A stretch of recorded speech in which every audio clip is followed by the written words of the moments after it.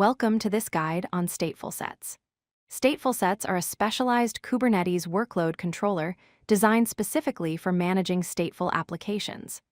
Unlike stateless applications that don't retain data, stateful applications need to maintain persistent information and require special handling in Kubernetes. A stateful set is a Kubernetes workload controller designed for applications that require three critical features: stable network identities, persistent storage, and ordered deployment.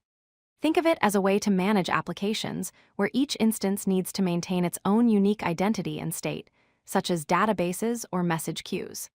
Unlike regular deployments where pods are interchangeable, stateful set pods have sticky identities that persist even when they restart. Stateful sets provide four key characteristics. First, stable identity. Each pod gets a unique, persistent identifier that doesn't change. Second, persistent storage. Volumes remain attached to pods even across restarts, ensuring data isn't lost. Third, ordered operations. Pods start up and shut down in a predictable, sequential manner. And fourth, stable network identity. Each pod maintains a consistent DNS hostname that other services can rely on. Let's compare stateful sets with deployments. Stateful sets provide stable pod identifiers, meaning each pod has a predictable name that persists. They use ordered scaling, creating and deleting pods one at a time in sequence. Storage is persistent and bound to specific pods, and each pod gets its own stable network identity.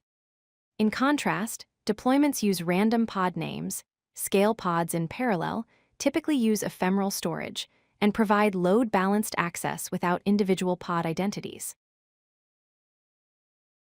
Stateful sets are commonly used for several types of applications. Databases like MySQL, PostgreSQL, and MongoDB benefit from stable identities and persistent storage. Message queues such as Kafka and RabbitMQ need ordered deployment and stable networking. Distributed systems like Elasticsearch and Cassandra require consistent pod identities for cluster coordination. And coordination services like Zookeeper and etc. rely on stable network identities to maintain cluster state. Stateful sets follow a predictable naming pattern for pods. The format is StatefulSet name, followed by a hyphen, and then an ordinal number starting from 0. For example, if you create a stateful set named MySQL with 3 replicas, the pods will be named MySQL-0, MySQL-1, and MySQL-2. Each pod receives this predictable, stable hostname that persists across restarts and rescheduling, making it easy to identify and communicate with specific pod instances. Here's the basic structure of a StatefulSet YAML manifest. It starts with the standard Kubernetes API version apps/v1 and kind stateful set. The metadata section includes the name of the stateful set. In the spec section, you must define a service name, which references the headless service used for stable network identities. You specify the number of replicas you want, and you define a selector with match labels to identify which pods belong to this stateful set. Let's recap the key points. Use stateful sets when state matters and your pods need persistent identities. This is essential for databases and other stateful applications.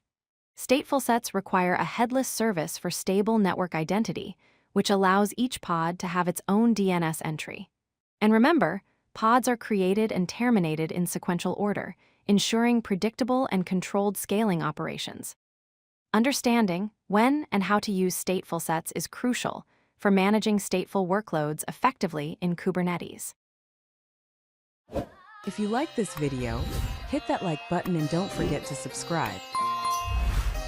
Visit codelucky.com for more such useful content.